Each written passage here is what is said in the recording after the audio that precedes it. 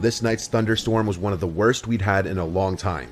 It sounded like rocks were hitting my window all night, but I was enjoying listening to it while I browsed Reddit, as I do, when all of a sudden, the power went out in the blink of an eye.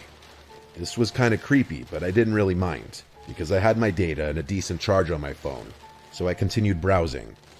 After a little while, I started to get tired, so I figured it was time to shut my phone off and get some sleep. I placed it on the side table next to me and rolled over to go to sleep.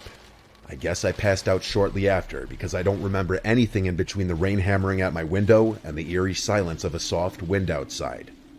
I assume the rain stopped while I was asleep. I rolled over to get more comfortable because my side was hurting, and then I realized just how parched for water I was. I took a few minutes to try and fall back asleep again, but it didn't happen. My mouth was just too dry. I sat up, grabbed my phone, and turned on the flashlight so I could have a source of light to the kitchen to grab a glass of water and go back to bed. As I opened my bedroom door, I was smacked in the face with a blast of cold air.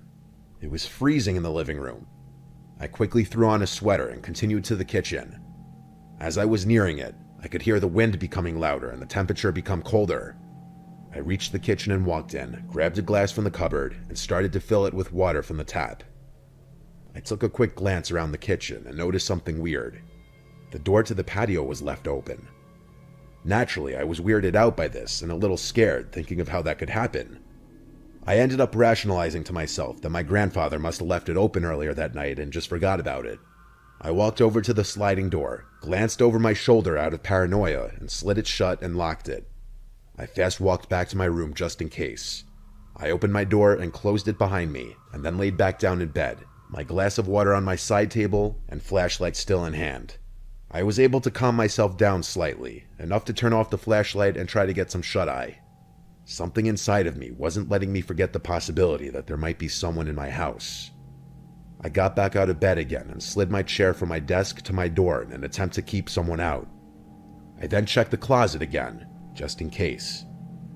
I laid back down again and kept my flashlight on as a sort of nightlight this time. Then, the most disturbing thing that's ever happened to me occurred. I felt a slight bump come from under my bed, accompanied by a creak of the bed springs. I then realized I hadn't checked under my bed like an idiot. It felt like I was gonna vomit, and I leaned off the side of my bed and peered underneath. I saw the disturbing sight of an extremely unhealthily skinny woman with bloodshot eyes and yellow teeth staring back at me. She was smiling an ungodly grin that I still can't get out of my head.